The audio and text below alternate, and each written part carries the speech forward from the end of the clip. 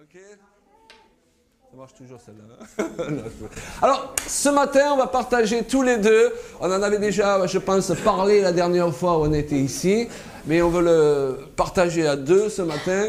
Un message sur la puissance du sang de Jésus-Christ. Et cela avant de prendre la Sainte Seine, pour qu'en prenant la Sainte Seine, on libère encore la puissance du Saint-Esprit pour qu'il fasse des choses dans nos vies et dans la vie de notre entourage. Nous sommes confrontés ici-bas à une lutte incessante. Est-ce qu'il y a des connaisseurs? Normal, parce que notre ennemi, le diable, il ne prend pas de vacances. Et quand vous tirez le drapeau blanc, il continue à tirer. Hein? La Bible nous dit qu'il accuse les élus de Dieu nuit et jour. Donc, je tiens à vous rassurer, si vous vous sentez accusé, vous êtes normal. Parce qu'il veut vous accuser de vous sentir accusé, le diable. Est-ce que vous comprenez? Simplement, il faut gérer ça. Il y a une différence entre accepter de se sentir accusé et se sentir accusé. De toute façon, tant que vous êtes dans ce corps de chair, est-ce que vous êtes tous venus avec votre corps de chair ce matin? Vous avez vu que c'est difficile de le traîner jusque-là parfois. Voilà. Tant que vous êtes dans ce corps de chair, vous sentirez des choses qui sont contraires à la volonté de l'Esprit pour vous. Autant vous faire à cette idée, tant que vous n'êtes pas auprès du Seigneur et tant que vous n'avez pas revêtu un corps glorieux semblable au corps de sa gloire, comme nous dit l'Écriture, eh bien vous avez besoin de marcher par la foi parce que vous allez régulièrement sentir des émotions et des fois simplement des douleurs même qui veulent vous éloigner du service. Amen. Et qui veulent vous faire douter de votre nouvelle identité en Jésus-Christ. Mais la nouvelle créature en Jésus, elle n'a pas de problème d'identité. Elle est sûre de qui elle est. Et quand elle prie, elle s'attend à être exaucée.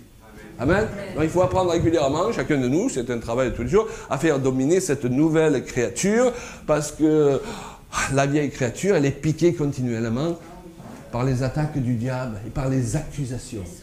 N'est-ce pas? Et donc, un des pièges particuliers dont il faut aider les chrétiens à sortir, c'est l'accusation. Et je suis sûr que plusieurs d'entre vous, même en rentrant ici ce matin, vous vous sentiez accusé par quelque chose.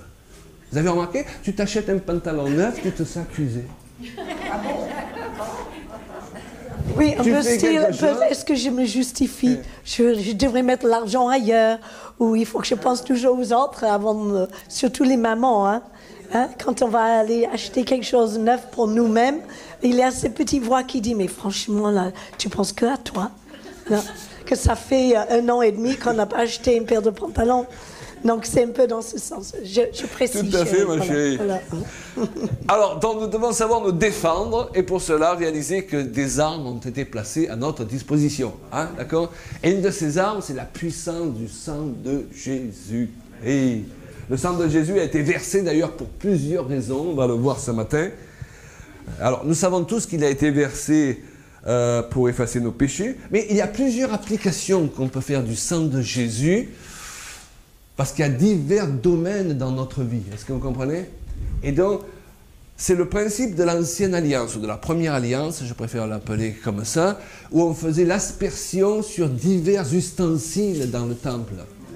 Et ce principe, même si on n'a plus à faire l'aspersion du sang d'animaux, aujourd'hui, le principe, il demeure quand même. Et c'est dans ce sens qu'il est dit que Jésus n'a pas aboli la première alliance. Ok?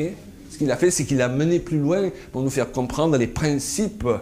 Et dans Hébreux 12, 22, 24, concernant la nouvelle alliance, il nous est dit, vous vous êtes approchés de Jésus, qui est le médiateur de la nouvelle alliance, et du sang de l'aspersion. Il y a peut-être quelque chose qui a besoin d'être aspergé par le sang de Jésus dans notre vie, qu'on n'a pas encore aspergé. Alors ce matin, on ne va pas vous asperger de peinture rouge, n'ayez pas peur, hein, mais spirituellement parlant, on peut faire une action qui nous permet d'être débarrassés de choses, et peut-être la culpabilité qui nous oppresse, encore active dans notre vie pour nous freiner. Et dans le sang de Jésus, il a été versé pour briser la condamnation. Le sang de Jésus, et nous avons accès par notre conversion. quand on a donné notre cœur à Jésus, on a passé par un moment de repentance. Le sacrifice qu'il a donné à sa croix, d'un coup, il prend tout son sens pour chacun de nous. Mais ensuite, ça nous donne une certaine autorité parce qu'il y a une puissance dans le nom de Jésus. Il y a une puissance dans son sang. Il y a quelque chose de particulier qui est surnaturel, je dirais même. Et que très souvent, aujourd'hui, on n'en parle pas. On passe par-dessus, on parle de sacrifice à la croix, mais on oublie que le sang de Christ a coulé pour nous et il lave nos péchés. Et pour cela, eh bien, on peut aussi l'utiliser comme une couverture sur les différents domaines de notre vie.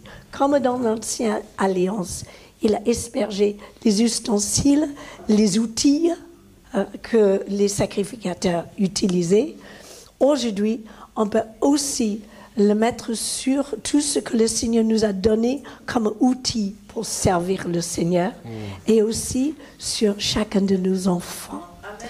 Alléluia. Tous ceux et celles que le Seigneur nous a donnés. Et chaque fois que je parle de famille, je parle d'une famille plus large parce qu'il y a des hommes, des femmes, des jeunes gens que le Seigneur nous donne pour qu'on soit un peu des parents pour eux dans ce monde. On est supposé d'être comme cet arbre planté près des eaux et que les gens ils viennent trouver refuge. Alors je parle de toutes les personnes que le Seigneur nous a données dans notre sphère d'autorité pour bénir, pour être bienveillants, pour influencer leur vie dans le sens de la foi et de la vérité.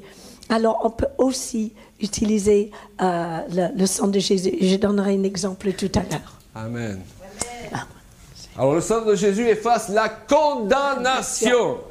Colossiens 2,14 nous dit il a effacé par son sang l'acte dont les ordonnances nous condamnaient et qui subsistait contre nous. Ouais. Et il l'a éliminé en le clouant à la croix. Alors ce à quoi quelqu'un dira certainement oui mais je continue à me sentir condamné. Rappelez-vous du raisonnement d'hier. On ne marche pas par ce qu'on sent. Tu vas continuer à te sentir condamné. Tu vas continuer à te sentir loin de Dieu parce que la Bible dit tant que nous demeurons dans ce corps, nous demeurons loin de Dieu et donc nous continuons à nous sentir condamnés. Donc vous devez clairement discerner ce que signifie marcher par la foi. L'apôtre Paul le précise, nous ne marchons pas par la vue, donc par les sens, mais par la foi. Donc la foi ne vient pas de ce que je sens, elle vient de ce que je sais. Et c'est pour ça qu'il faut prendre connaissance de choses nouvelles pour que ces connaissances puissent nous affranchir. Colossiens 2,12, vous êtes aussi ressuscités en lui avec lui, par la foi. Vous voyez, c'est par la foi qu'on saisit notre résurrection avec Jésus-Christ, qui est une image, une résurrection future qui arrivera. Par Dieu qui l'a ressuscité des morts. Ça ne marche que si on le croit et si on met sa foi en action. La condamnation, elle revêt plusieurs aspects. C'est peut-être la culpabilité vis-à-vis de choses que l'on a faites même avant de connaître le Seigneur. Parfois, le diable les fait remonter à la surface. Alors, il faut que ce soit clair et net. Ça n'existe plus. Amen. Et vous devez comprendre qu'il y a une différence entre le pardon sous la première alliance et le pardon sous la seconde alliance. Sous la première alliance, les péchés existaient toujours et on en rappelait le souvenir. Simplement, le jugement, il était suspendu. Alors c'est comme quand vous faites de la poussière et vous soulevez le tapis et vous mettez la poussière dessous. Ne me dis pas, vous n'avez jamais fait ça. Hein? Mais la poussière est toujours là, est-ce que vous comprenez ? Dieu dit, pour l'instant, on laisse la poussière sous le tapis, mais il va falloir régler ça une bonne fois pour toutes. Amen. Jésus est venu pour régler ça. Amen, on est bien, vous êtes au courant, j'espère. Ok. Et d'un coup, le pardon sous la nouvelle alliance n'est plus le même que sous la première alliance. Vous savez pourquoi ? C'est pour ça que certaines traductions, au lieu de utiliser la traduction pardon, utilisent la traduction rémission. Pierre dit par exemple, convertissez-vous, soyez baptisés pour la rémission de vos péchés, selon les traductions. Et la rémission par rapport au pardon classique, ça signifie qu'il en est comme s'ils n'avaient jamais été commis. Ils sont sortis de la mémoire de Dieu. Quand vous vous repentez, vous avez le pouvoir d'effacer vos péchés, écoutez bien, parce que parfois on a l'impression qu'on n'a pas de pouvoir. Wow, Dieu nous a donné un tel pouvoir d'effacer de sa mémoire nos péchés. Il en est comme si ils n'avaient jamais été commis. Mais le problème, c'est qu'ils ne sont pas effacés de notre mémoire. Tant qu'on est dans ce corps de chair. Donc quand votre mémoire essaye de vous tourmenter, il faut que vous vous identifiez à la mémoire de Dieu. C'est un peu comme ce poussière qu'on a mis sur le tapis là. Parce qu'en fait, après, quand on a les invités, eh bien, ils n'ont pas vu, tout est impeccable. Mais nous, on sait que c'est toujours là. Et que même des années plus tard, ils disent, ah mais quand même, je sais où c'est. Et c'est pas, on n'arrive pas à l'effacer. Mais c'est pourquoi que parfois il faut mieux jeter des choses, même le tapis avec, pourvu qu'on est sûr que, voilà. C'est incroyable la différence entre de porter des choses passées avec nous et de vraiment être libéré de notre passé. De laisser ce que le sang de Jésus a vraiment fait dans notre vie. Il nous a lavés plus blancs que la neige. Ouais. Il nous voit, en fait, à travers le sang. Et dans certaines, pour ceux qui aiment la photographie, il y a des filtres qu'on peut mettre sur l'objectif qui permet d'effacer certaines couleurs et nous permet de remarquer même certaines choses qu'on ne voit pas à l'œil nu. Mais dans les années 70, je me rappelle, ils sortaient le Polaroid là. Voilà. Et c'était juste extraordinaire parce que les photos devenaient vivantes. Mais avec le sang de Jésus, on voit les choses pas en ayant cachées, mais qui sont encore là. Mais en fait, à travers le sang de Jésus, on voit les choses telles qu'elles sont vraiment, pour nous et pour lui. Et donc, on peut dire, mais désormais, ça, c'est un regard juste. Alléluia. Donc, on ne doit pas accepter. Moi, j'ai eu des choses dans ma vie. Vous avez eu des choses hein? Quand je dis des choses, je parle des choses, je ne sais pas, ça peut être des violences, que ça soit verbale, physique ou autre chose. Ça peut être des choses que, dans la tête d'un enfant, on devrait oublier, n'est-ce pas? Mais parfois, en tant qu'adulte, on se rappelle encore. Mais il y a une capacité juste, et vraiment, j'aimerais qu'on réalise qu'avec Jésus, tout est possible. Et on peut vivre sans ses souvenirs. OK? Il y a parfois dans nos corps même des cicatrices. Mais on peut regarder notre passé. Moi, je regarde mon passé et je dis, ah ouais, c'est moi qui ai vécu ça. Voilà. C'est comme si je le lisais dans un livre. Mais ce n'est plus mon histoire. C'était une histoire. Mais ce n'est plus la mienne. Et donc, on est affranchi. J'aimerais vraiment que ce matin, qu'on met un petit point là-dessus. S'il y a encore des choses, des détails. On a abordé le sujet de pardon hier.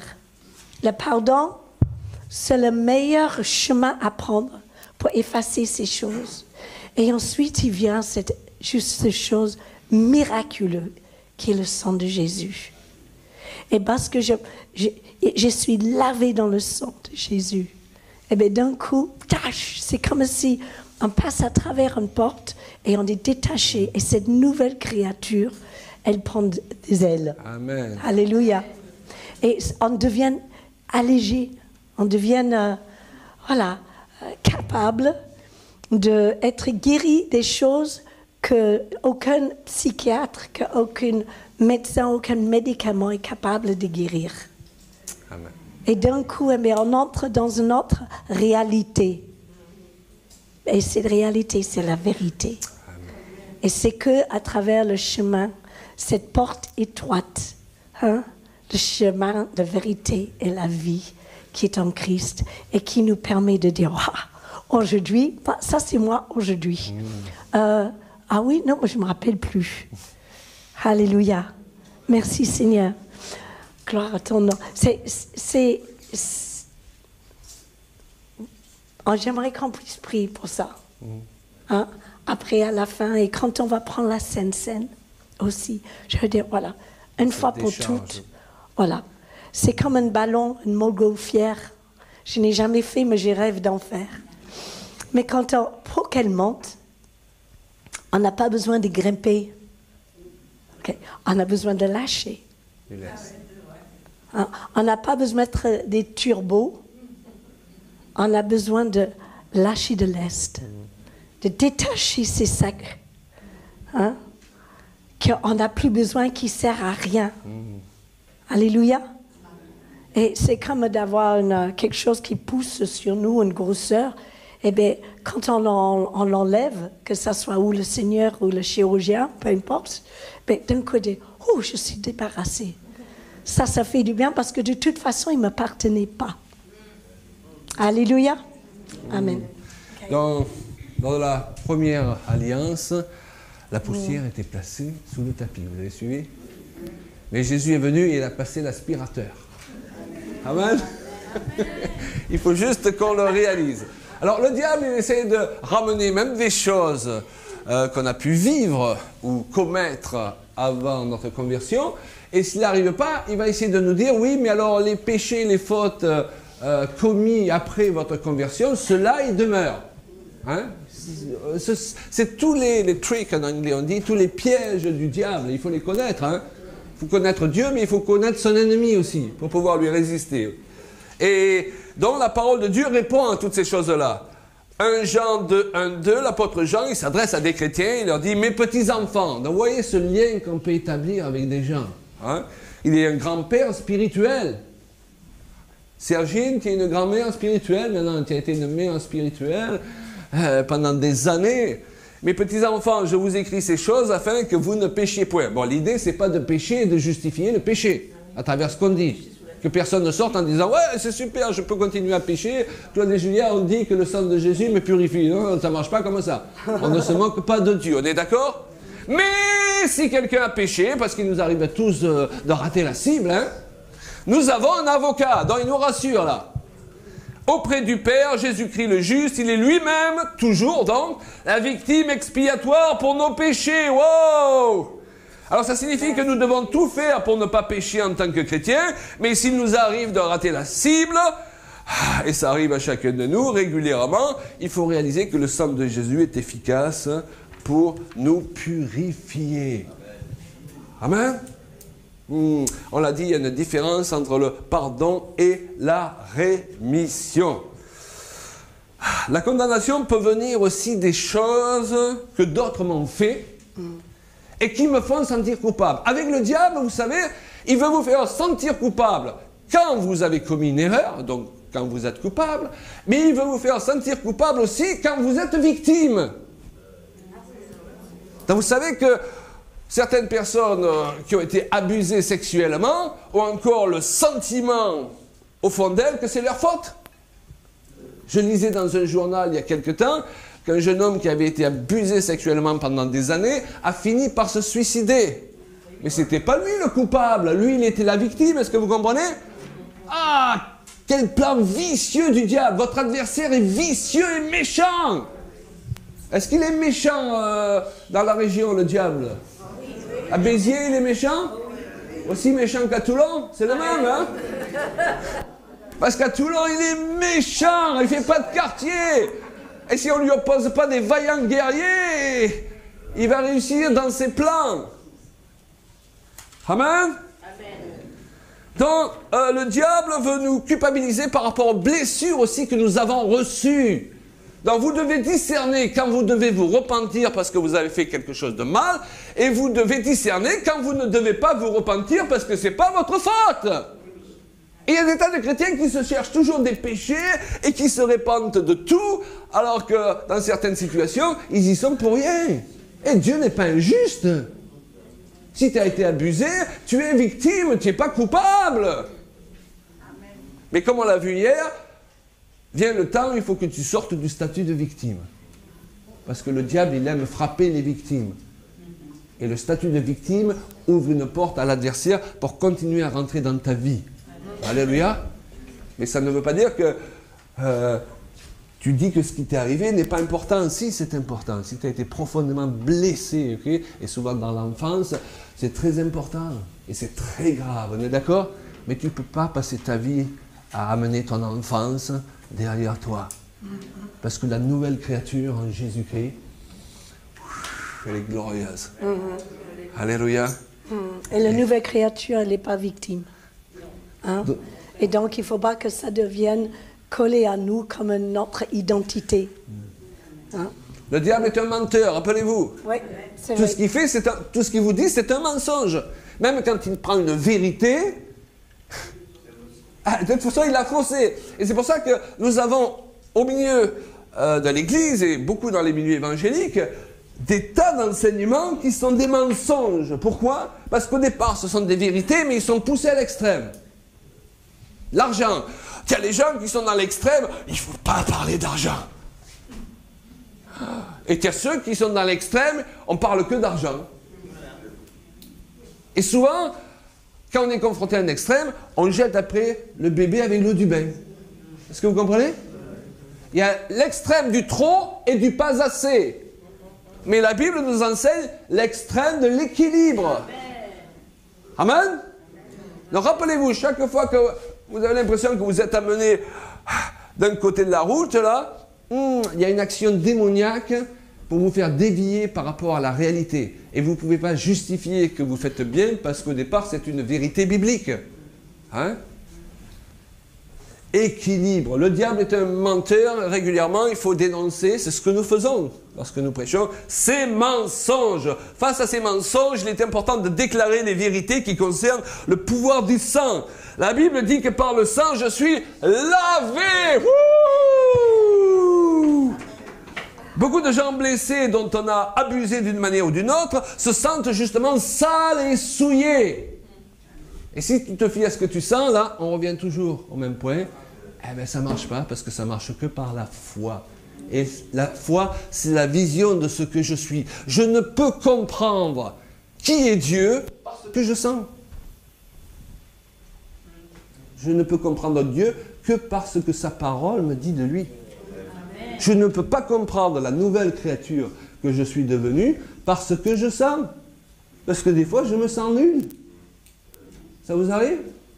Sinon, vous prierez pour moi. Des fois, je sens que je suis tout sauf un vaillant guerrier. Et j'ai besoin d'avoir à côté de moi une femme qui me rappelle qui je suis. Il y a trop de gens au sein du corps de Christ qui vous rappellent qui vous étiez. Nous avons besoin de nous entourer de gens qui nous rappellent ce que nous sommes devenus. Vous voyez la différence? Apocalypse 7,14, ils ont lavé leurs robes et ils ont blanchi dans le sang de l'agneau. Je suis propre, je suis rien. La parole de Dieu emploie aussi, en rapport avec l'action du sang, le terme purifier. Wow. C'est encore plus fort que laver. 1 Jean 1,7, le sang de Jésus, son Fils, si je peux avoir un verre d'eau, nous purifie de tout péché. Pas de quelques-uns et pas d'autres, mais nous purifie de tout péché. Wow. Parce qu'on peut laver l'extérieur et l'intérieur reste sale. Mais quand on est lavé dans le sang de Jésus, on est lavé totalement. Alléluia. C'est comme le rayon X. Voilà. Ça sonde même toutes les profondeurs, tous les vaisseaux, tous les moindres détails de notre être. Quand on fait un radio, un TEP scan, alors on ne peut rien cacher. Hein? Si on avale une cuillère en argent chez le voisin, voilà, on voit tout de suite Mais merci Seigneur parce que c'est une façon que on devrait se regarder parce qu'il y a notre enveloppe, d'accord, mais notre intérieur. Ah oui, les verres sont mieux. Voilà. C'était du carton, maintenant on est ouvert. La prochaine fois, on veut de l'argent. Hein. Et après, de l'or. Voilà. Il faut aller par étapes dans la vie. Hein. Et d'ailleurs, les amis, c'est pour ça que faites attention à cette expression qu'on trouve dans les milieux chrétiens. Je suis pécheur, je suis toujours pécheur. Tout dépend ce que tu veux dire par là. Si tu veux dire par là que pécheur, c'est toujours ton identité, tu as tout faux. Oui, mais je commets encore des péchés, je fais encore des fautes. Oui, mais ton identité, c'est plus pécheur parce que tu as été déclaré juste. D'ailleurs, aucun pécheur ne peut rentrer dans le royaume de Dieu. Donc c'est embêtant si tu es un pécheur. Comment tu vas faire pour rentrer dans le royaume de Dieu, hein? Il y a ce verset qui dit « Un pécheur ne rentre pas dans le royaume de Dieu ». Et approchez-vous avec assurance du trône de la grâce. Un pécheur, il ne peut pas s'approcher avec assurance du trône de la grâce pour être exaucé dans ses besoins. C'est les justes. Comment tu peux t'approcher? Parce que Dieu voit le sang de Jésus lorsque tu t'approches. Et tu as été déclaré juste. Donc si dans ta tête, c'est pas clair ça, que tu es toujours un pécheur, d'ailleurs, ça va te conditionner à pécher. Parce que ce que tu penses que tu es, c'est ce qui va engendrer tes actes. Alors, si vous voulez dire par là qu'il vous arrive toujours de rater la cible, vous êtes imparfait, et donc la nature pécheresse continue à être en partie agissante à travers vous à cause du corps, oui, ça c'est juste. Mais votre identité, c'est pas pécheur. Votre identité, c'est juste. Hein? Un boulanger, qu'est-ce qu'il fait? Du pain. Oh, bien. Un musicien, qu'est-ce qu'il fait? Il joue de la musique.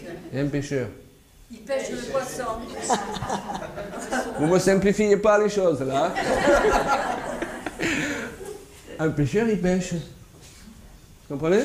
Donc, si vous êtes pêcheur, en réalité, c'est comme si inconsciemment, vous donniez une autorisation à votre personne de pécher. Et quand la tentation vient, le Saint-Esprit ne peut pas stimuler en vous la puissance de la justice de Christ. Vous comprenez? C'est des processus.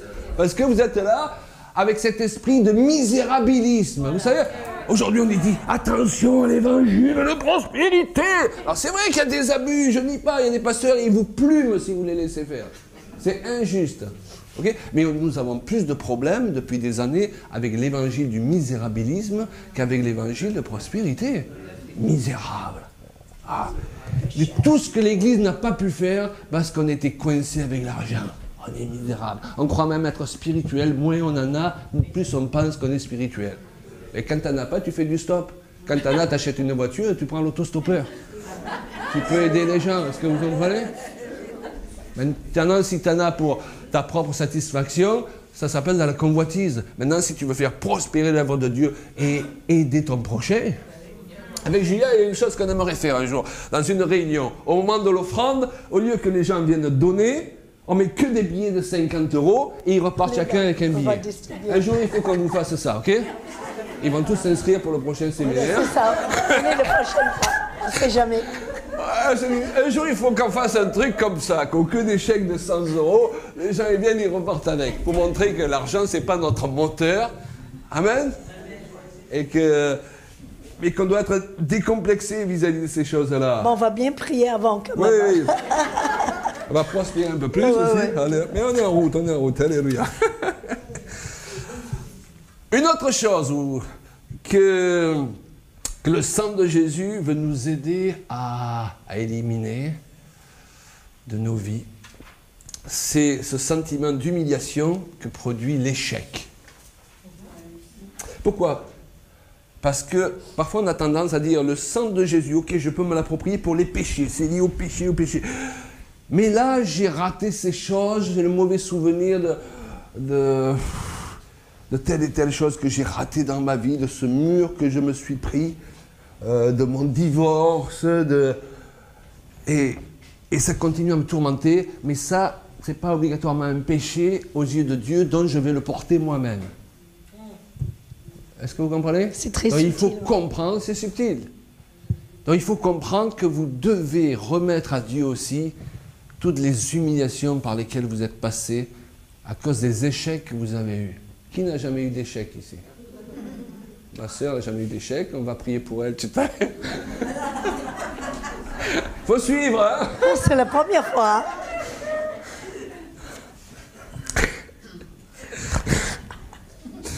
C'est une autre forme de condamnation qui est plus subtile, tu l'as dit, qui ne vient pas des péchés qu'on a commis, mais des échecs, des humiliations que l'on a subies dans la vie. Toutes ces choses aussi qui n'ont pas marché dans notre vie, les ratés de notre vie. Toutes les fois où j'ai fait des mauvais choix. Qui n'a jamais fait de mauvais choix, à part Isabelle? Toutes les occasions que j'ai ratées. Qui n'a jamais raté une occasion en train de se dire « Oh là, alors j'étais vraiment pas à l'écoute du Saint-Esprit, là. Oh là là. Les fois où j'ai perdu la face, c'est ce que disait le chant tout à l'heure. Les fois où je me suis couvert de ridicule. Vous êtes jamais couvert de ridicule? Le soir où tu rentres le soir, tu dis « Pourquoi j'ai dit ça? J'avais besoin de dire ça. » Où je suis passé pour qui je suis pas. Et tu te sens mal parce que les gens pensent que tu es ce que tu n'es pas parce que tu t'es raté une fois. Il y a des gens, tu ne vas pas les revoir pour pouvoir te rattraper. Ou tu as raté cette prédication, tu as dit des idioties et elle est filmée, elle te suit pendant 20 ans, quoi. Il y a des gens qui continuent à te voir comme ça. C'est pour ça qu'il faut donner de nouvelles chances aux autres, aux gens qui nous ont blessés il y a 10 ans ou il y a 20 ans. Hein? Peut-être c'était des apôtres Paul qui nous persécutaient, mais ils sont devenus entre-temps des prophètes ou des apôtres puissants. Parce qu'on n'aime pas, nous, que les gens ils nous cataloguent par rapport à qui on était il y a 10 ans ou à 20 ans, ou par rapport à cette soirée où on a été complètement nuls. Les fois où j'ai perdu du temps, ce sentiment de perdre du temps. Oh, pourquoi j'ai perdu tout ce temps? J'ai déjà 68 ans, j'ai l'impression d'avoir perdu 20 ans sur les 68 ans. Vous connaissez les amis là, qui ont un certain âge comme nous, vous connaissez ce sentiment là? Mais la bonne nouvelle, hein, c'est que Dieu nous fait racheter le temps. Hein, aucun problème. Le diable est en train d'accélérer son travail, mais ne vous inquiétez pas, Dieu accélère aussi son travail et il va le doubler. Hein. Les fois où j'ai confondu la voix de Dieu, ça vous est jamais arrivé de penser que Dieu vous avait parlé, eh bien c'était pas Dieu. Hein? Et vous êtes couvert de ridicule parce que vous avez dit à tout le monde, Dieu m'a dit. Prudence.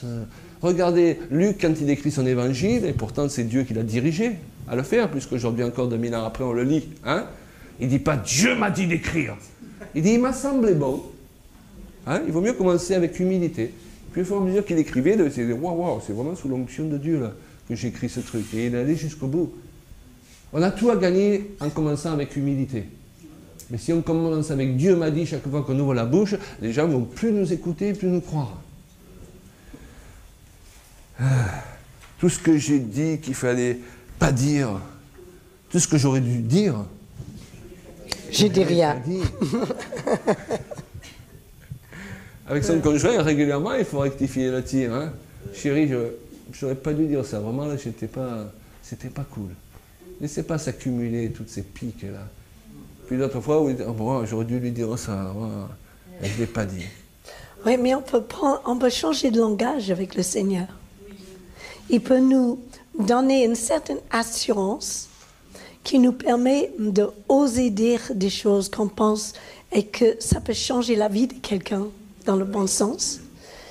Mais si on est encore animé par nos sentiments, parce que souvent c'est notre mauvais caractère, voilà, on laisse être emballé par les sentiments sur l'instant et on dit des choses. C'est ça, c'est à ce moment-là où on regrette après.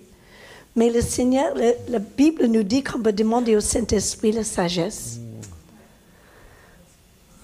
l'intelligence, et il nous donnera. On peut changer notre manière de parler et on peut devenir plus précis et de dire la même chose en moins longtemps, moins de temps. Et ensuite, quand c'est comme ça, les gens, ils prêtent plus l'oreille. Mais quand on bavarde, blablabla, blablabla, ben les gens, à un moment donné, ils décrochent et c'est dommage parce qu'à la fin, il avait ce qui était important. Alors, on peut demander le Saint-Esprit, voilà, Amen. Aide-moi. Aide-nous, Seigneur. Moi, j'aimerais bien pouvoir parler parfaitement français, mais voilà, je me perfectionne encore. Mais quelqu'un m'a dit un jour, mais Juliette, tu sais, parfois les fautes que tu fais, en fait, on prête davantage l'oreille. Mais Dieu, il transforme toutes les choses pour son bien. Donc, alléluia, on peut demander le Seigneur de nous acuité, on peut dire. Une acuité, son acuité, plus d'acuité spirituelle. Pour qu'on soit plus précise dans les choses qu'on dit, de la façon de voir les choses, de discerner le temps, discerner des situations, et de ne pas juste y aller parce que ça y est, voilà. Merci Seigneur. On peut blesser les gens qu'on aime le plus. On peut blesser le plus les gens qu'on aime le plus parce qu'on les a sous la main tous les jours. Merci Seigneur, de regarder les choses à travers le sang de Jésus. Alors, notre vocation, ce n'est pas d'être des blesseurs, c'est d'être des guérisseurs. Mais avant de vouloir guérir les extrémités de la terre, il faut être un instrument de guérison entre les mains de Dieu pour son propre conjoint, pour ses propres enfants, pour les gens qui nous entourent. Vous savez, vous avez beaucoup de prédicateurs comme ça, ils veulent aller dire, je le disais peut-être avant-hier, aux nations éloignées combien Dieu les aime, et ils ne savent pas le dire à leur propre conjoint quand ils rentrent à la maison. Donc il y a quelque chose qui ne va pas. Quand on va par étapes, il faut commencer par les priorités. Parce qu'on est supposé amener ailleurs ce qu'on a à la maison. On est supposé amener à l'église où on va ce qu'on vit à la maison. Sinon, c'est le monde à l'envers. Vous comprenez? Croyez-moi, ces souvenirs, les choses que je n'ai pas su mener à bien aussi, par exemple, ont le pouvoir de tourmenter. Et vous savez, il y a une différence entre les regrets et les remords. C'est bien d'avoir des regrets. Moi, il y a des tas de choses, vous verrez si vous achetez mon livre, que je regrette dans ma vie. J'aurais pu mieux aimer mes enfants, j'aurais pu éviter de faire certaines erreurs dans le ministère, j'aurais pu mieux faire des tas de choses si j'avais été plus ouvert socialement avec les gens. Donc c'est bien parce que les regrets te poussent à changer. Les regrets te poussent à la repentance pour ne pas reproduire sans arrêt les mêmes erreurs. Bon, c'est bien d'avoir des regrets. Mais il ne faut pas que ces regrets se transforment en remords. Les remords, ça te tourmente. On avait une jeune fille dans l'église à une époque où elle venait occasionnellement, et je ne sais pas, elle avait raté, d'après elle, c'est ce qui s'est passé dans sa tête, une occasion avec un jeune homme à une époque avec qui elle aurait pu se marier. Et pendant les années qui ont suivi, elle était tourmentée par cette pensée, j'ai raté ça, j'ai raté ça. Et le diable lui disait, mais t'es minable, t'es nul, tu as raté l'occasion de ta vie. Alors, on lui a expliqué tout ça. Mais quand vous essayez de conseiller quelqu'un, si la personne n'écoute pas, vous ne pouvez pas la forcer. D'ailleurs, un pasteur réalise toujours que des tas de gens à qui il a donné des conseils, quand ils ont sorti du bureau, ils ont fait exactement le contraire. Okay? Eh bien, un jour, elle n'était plus à l'église, on a appris qu'elle s'était jetée du balcon, une chrétienne, et qu'elle s'était suicidée. Le diable, il ne vous lâche pas si vous laissez les regrets se transformer en remords. Il va vous tourmenter. On a parlé du tourmenteur hier. Les démons, ils viennent dans votre chambre la nuit, ils vous tourmentent et vous ne vous rendez pas compte que ce sont des puissances de ténèbres parce que vous ne leur opposez pas la réalité de la parole de Dieu. Et si tu as raté une occasion, tu crois que Dieu n'en a pas prévu d'autres pour toi? Tu crois qu'il est à court d'occasion? Dieu dit, ah zut, alors j'en ai plus au ciel. Je ne sais plus quoi faire pour te sortir de là. Dieu dépassé, il n'est jamais dépassé, notre Dieu. Amen. Et quand tu rates une occasion, c'est pour qu'il t'en donne une meilleure. Voilà le Dieu auquel je crois. N'est-ce pas? Absolument. Tu crois au même Dieu? Oui. Ça va, on continue tous les deux là. Il y a tant de choses que nous pouvons passer notre temps à regretter. Hein? Parfois, simplement, le bilan du déroulement d'une soirée auquel on a participé peut nous abattre. Ce qu'on n'a pas capté, comme on aurait dû capter, qu'on n'a pas dit, qu'on aurait dû dire. Hein? Le sentiment d'avoir été à côté de la plaque. C'est un sentiment qui, à bas l'âme, et peut mener vers plus grave que si on ne sait pas le gérer. Il m'est arrivé de me réveiller des fois et me dire, comment j'ai fait pour être si souvent à côté de la plaque dans ma vie? Je suis le seul? Hein? Comment j'ai fait pour être si souvent à côté de la plaque? Mais là, le Seigneur me rappelait aussi toutes les fois où j'étais bien sur la plaque. Qui fait qu'on est encore là aujourd'hui. Amen, alléluia. Mais malgré nos imperfections, on avance quand même. Oui. C'est ça, il faut accepter en fait qu'on ne va pas tout faire parfaitement. Il n'y a que Jésus qui est parfait. Nous, on va vers un perfectionnement, mais parfois c'est très lent, surtout pour certains. Mais il faut réaliser que quand on travaille ensemble, c'est pourquoi on a besoin les uns les autres. Parce que ce qu'un est là, l'autre n'a peut-être pas, mais c'est peut-être vice-versa aussi. Et c'est que dans l'ensemble, eh bien, on arrive à avancer. Et ça nous rend un peu humble de cœur, ça devait en tout cas, de se dire j'ai besoin des autres pour réussir. Et dans le couple, il faut se couvrir l'un et l'autre, non? N'est-ce pas? Et dans le couple, bel exemple, on est supposé se couvrir l'un et l'autre dans le domaine où l'autre il est faible. On a tous des qualités et des défauts. Et en général, on est avec quelqu'un qui a des qualités qu'on n'a pas et qui a des défauts qu'on n'a pas. Et ce que le diable voudrait, c'est nous opposer chacun par rapport à nos défauts. Tu vois pas que c'est facile ça? Ben non, parce que pour lui, c'est pas facile. Est-ce que vous comprenez? Alors, il faut se couvrir dans le domaine où l'autre il est faible, au lieu de lui reprocher sa faiblesse dans ce domaine, c'est pourvoir ce manque.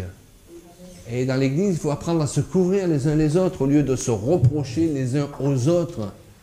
Parce que c'est facile de reprocher à quelqu'un de ne pas arriver à faire quelque chose que nous, on arrive à faire par la grâce de Dieu. Moi, je me lève le matin, j'écris, hop, je me balade avec un carnet, j'écris toute la journée. Je pourrais écrire des chants, j'écris des messages. Je sais, des fois, je me dis, mais comment je fais? Mais je ne suis pas bricoleur. C'est ma femme qui bricole chez nous. Tadam! Et je ne suis pas frustré en tant qu'homme de ce que je ne suis pas bricoleur. Et moi, j'ai essayé. Moi, j'ai mon mallette avec mon perceuse, percussion, etc. J'ai tous les trucs. Et je répare, mais je me régale. Ouais. Parce que j'ai l'œil, les dimensions, les couleurs, et on a des mémoires différentes. Moi, je me rappelle les couleurs de rideau, le décor, le visage des personnes. Mais alors, les noms, les chiffres, c'est pas tout à fait ça. Mais j'ai un mari qui a le verbe et les chiffres dans sa tête. Et donc, entre les deux, eh bien, on arrive à fonctionner. Je lui corrige ses mails et elle me pose les étagères dans mon bureau. Parce qu'une fois, j'ai essayé quand même, hein, elle tenait, celle que j'ai mise, elle le tenait. Je crois que dans un siècle, à un moment donné, c'est normal que, parce que ton bureau est juste derrière le mien, qu'il y a toute cette poussière sur mon bureau. Et sur mon bureau, parce que les clous, ils avaient dépassé le mur, ils arrivaient dans son mur. Alors, je vous assure, ça tient, hein. Mais il faudrait démonter le mur pour les enlever.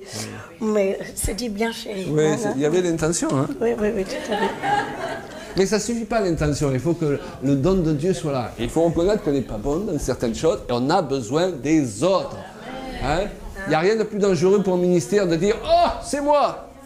Et non, Jésus, il avait tous les ministères. Il exerçait le ministère d'apôtre, le ministère de prophète, le ministère d'évangéliste, le ministère d'enseignant, parce que l'onction n'était pas limitée sur lui.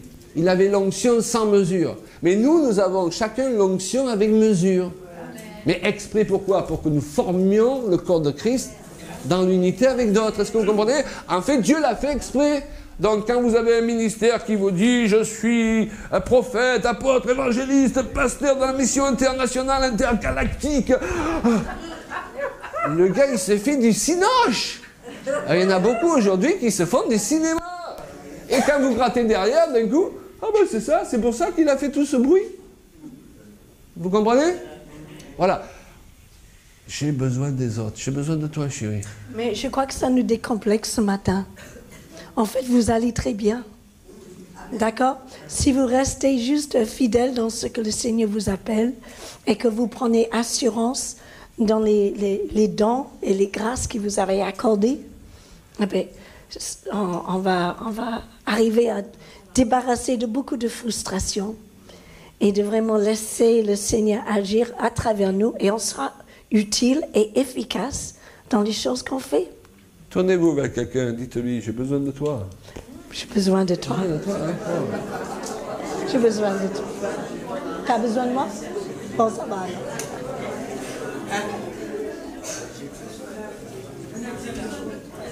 Et vous savez le plus fort, c'est qu'il y a des gens dont on a besoin, et humainement parlant, c'est les derniers dont on voudrait avoir besoin. Et Dieu l'a fait exprès. Et donc, souvent, il va falloir surmonter nos émotions. Bien. Alléluia. On va terminer. Hébreux 9, 14. Combien plus le sang de Christ, qui par l'Esprit éternel s'est offert lui-même sans tache à Dieu, purifiera-t-il votre conscience des œuvres mortes afin que vous serviez le Dieu vivant?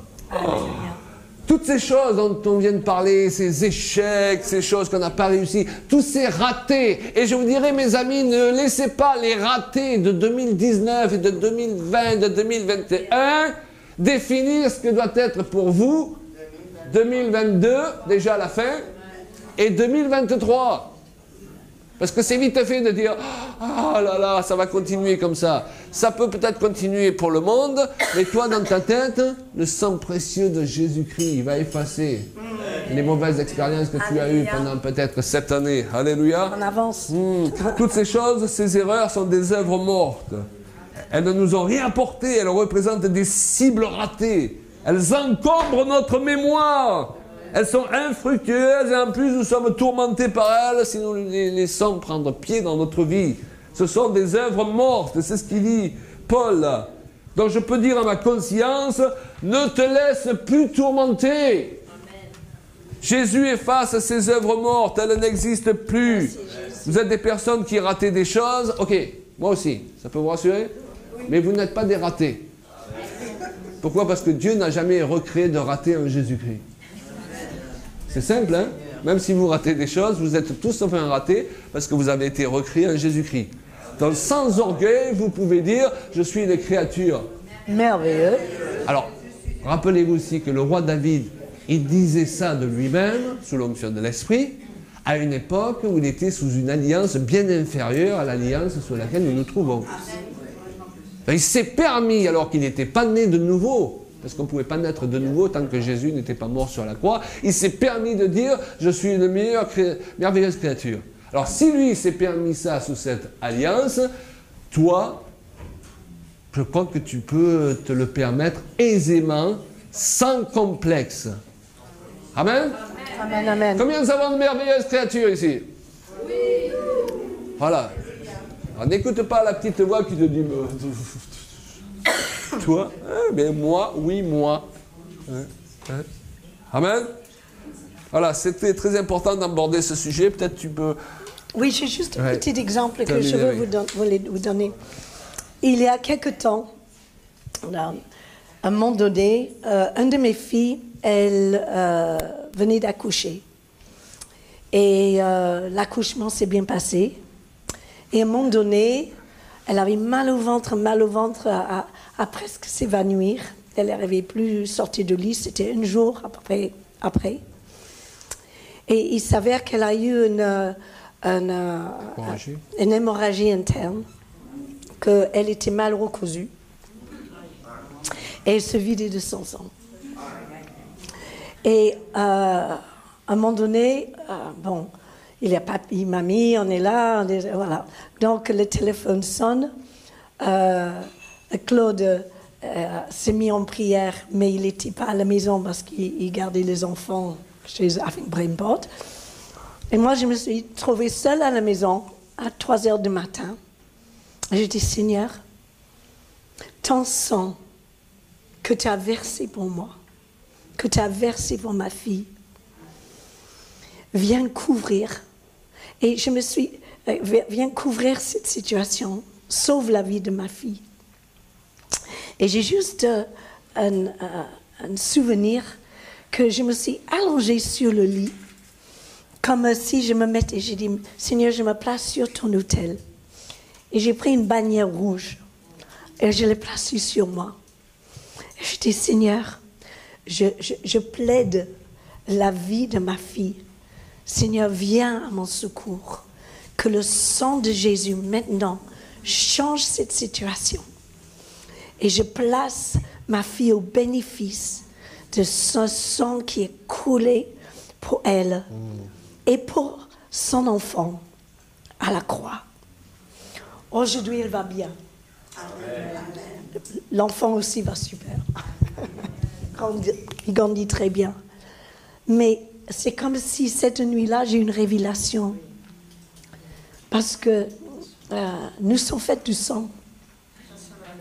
Parce que... Oh, pardon, chérie. Voilà. Je suis habitué. Hein. Non, c'est parce qu'en fait, on est dans une société aussi où on mange de la viande toutes les semaines. Sauf que si on est végétarien, qui est très bien, j'ai aucun jugement par rapport à ça. Mais la société, aujourd'hui, on mange tout, c'est déjà propre, c'est déjà lavé, ça arrive sur notre assiette, c'est déjà pané, c'est déjà processé. Et on n'a pas, s'il fallait égorger chaque poulet qu'on n'a jamais mangé, vous vous rendez compte? S'il fallait le plumer, et je crois que même il y a juste un siècle, on avait une conscience de l'importance du sang et que la vie est dans le sang. Et c'est pourquoi que chez le peuple hébreu, quand il tue un animal, il le tue d'une façon pour qu'elle soit vidée de son sang et qu'elle ne souffre pas. Et aujourd'hui, les gens, ils ne se rendent pas compte de la valeur. Ça serait peut-être un peu étrange quand, dans la prière, avant de manger une bonne... je ne sais pas ce qu'on va manger à midi. Moi, j'aime bien manger de la viande. Je mange peut-être moins qu'avant. Parce que même mon père, qui était médecin, à un moment donné, il a dit, mais humainement, on n'a pas besoin de manger de viande rouge plus qu'une fois ou deux par semaine, et encore. Mais enfin, ça c'est notre débat. Mais un jour, on se trouvait à Madagascar et on prêchait. Il avait des cocottes qui couraient entre nos jambes. Et on rigolait un petit peu et disait, oh non, mais c'est celui-là que vous allez manger ce soir. Et bon, il était un peu maigre quand même, hein, mais ils ont sacrifié la vie de cette bête pour qu'on puisse manger le soir. Et il faut peut-être qu'on réfléchisse un petit peu. Et si on priait avant de manger, dit, eh bien, Seigneur, merci pour la vie de cet animal. Parce que, voilà, on est fait de, je ne sais pas combien de liquide, je crois que c'est 97% eau, mais on a du sang en nous. Pour ceux qui ont eu déjà des accidents, eh bien, c'est important qu'on réalise la vie qui est en nous. Et le symbole que Jésus, il vient, il purifie notre corps. Et que quand on prend la Sainte Seine, c'est sans sang. On se rappelle de ce sacrifice, de son corps, le sacrifice de son corps. Et c'est pourquoi on a choisi le vin, parce qu'elle est rouge, elle est liquide. Et je dis merci Jésus, merci pour le sang de Jésus, qui m'a lavé de tout péché, et qu'on ne sous-estime pas. Alors, tu voulais faire quelque chose? On va le faire tourner. Hein? Le tourner. Et alors, il n'y a rien de magique. Non, c'est juste un symbole. Okay? Comme Julia l'a fait, vous imaginez pendant que ça passe, oui, que la puissance du sang est effective pour confirmer le message de ce matin dans votre vie. Et c'est une image ici-bas de ce qui se passe dans le ciel. Alléluia. Amen. Tu veux reprendre le refrain? C'est lavé dans le sang de Jésus. Oui. Hein?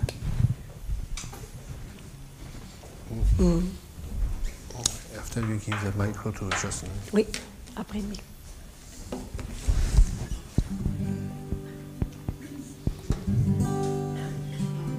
Merci Jésus.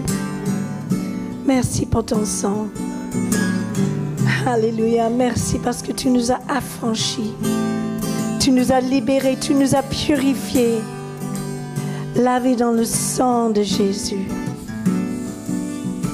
Tu as purifié tous nos péchés, nos échecs aussi et nos déceptions. Amen. Alléluia.